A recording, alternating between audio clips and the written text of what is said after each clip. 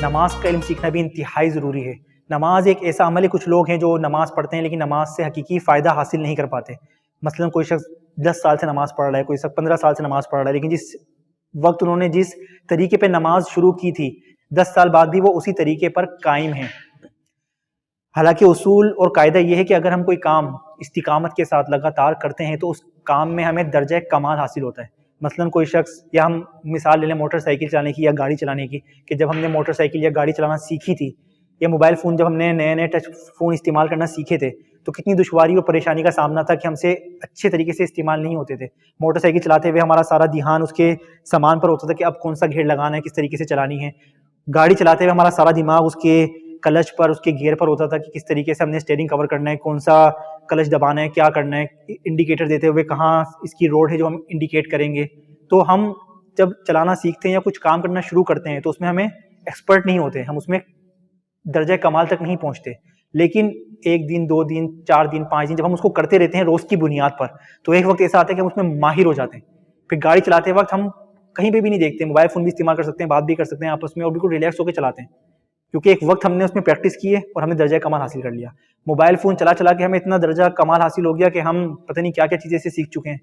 اسی طریقے سے اگر ہم اپنی نماز کو دیکھیں کہ ہم 10 سال سے نماز پڑھ رہے ہیں، جب میں نے 10 سال پہلے نماز شروع کی تھی اس وقت کی نماز میں اور اب میں کیا فرق ہے؟ اگر ہمیں کوئی فرق نظر نہیں آتا تو اس کا مطلب ہے ہماری نماز میں کوئی نہ کوئی غلطی ہے، ہم نے اس میں درجہ کمال حاصل نہیں کیا۔ کیونکہ نماز کے بارے میں قرآن پاک میں اللہ تعالیٰ ارشاد فرماتا ہے ان الصلاۃ تنہی عن الفحشاء والمنکر، کہ بے شک نماز بے حیائی اور بری باتوں سے روکتی ہے۔ اب ہم اپنی نماز پہ غور کریں کہ کیا ہماری نماز ہمیں بے حیائی اور بری باتوں سے روکتی ہے؟ اگر ہاں تو اللہ تعالیٰ کا شکر ادا کریں کہ اللہ تعالیٰ ہم سے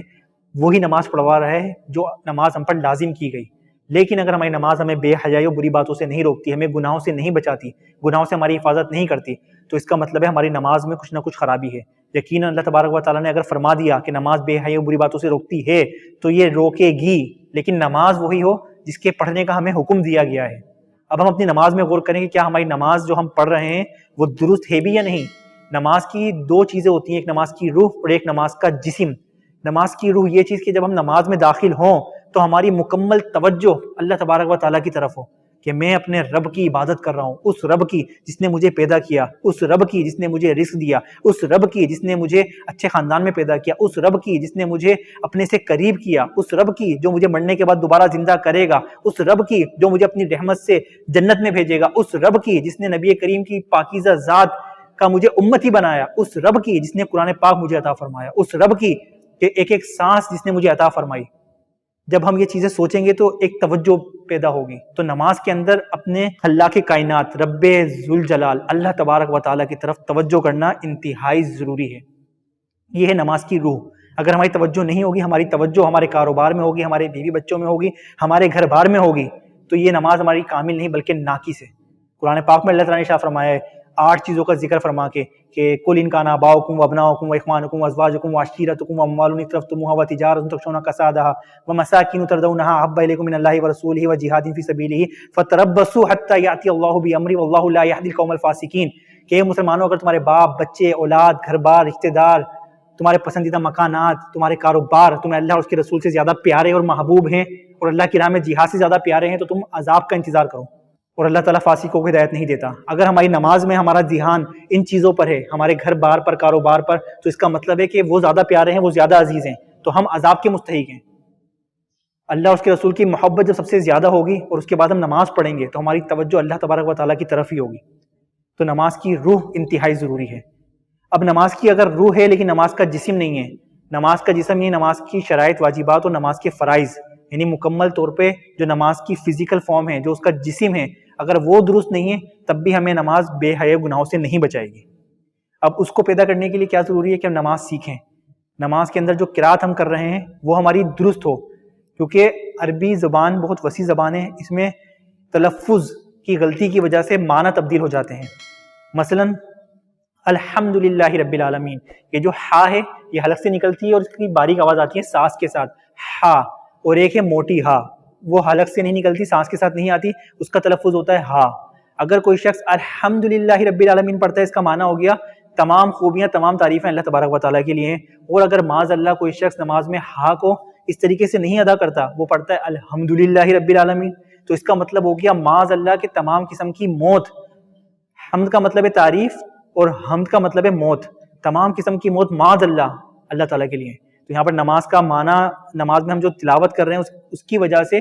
اس کا معنی تبدیل ہو گیا تو ہماری نماز خراب ہو گئی۔ تو سب سے زیادہ ضروری ہے کہ ہماری تلاوت جو ہم کر رہے ہیں، جو ہم لوگ تسبیحات پڑھ رہے ہیں، ہم لوگ اکثر سنتے ہیں رکوع کی تسبیح سبحان ربی العظیم،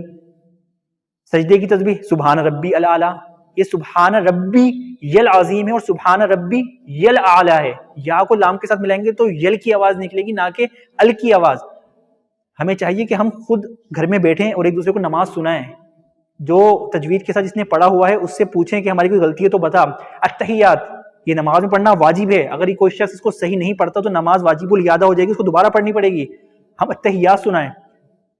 اور نماز کو مکمل اللہ اکبر سے لے کے سلام تک ہم لازمی سنائیں کسی کو، اور اس میں اگر کوئی غلطی ہو تو اس کو ایکسیپٹ کریں اور اس کو دور کریں اور اپنی نماز کو کامل بنائیں۔ وہ نماز کی اس کا ذکر قرآن پاک میں کہ بے شک نماز بے حیائی اور بری باتوں سے روکے گی، ہماری حفاظت کرے گی، دشمنوں سے ہماری حفاظت کرے گی۔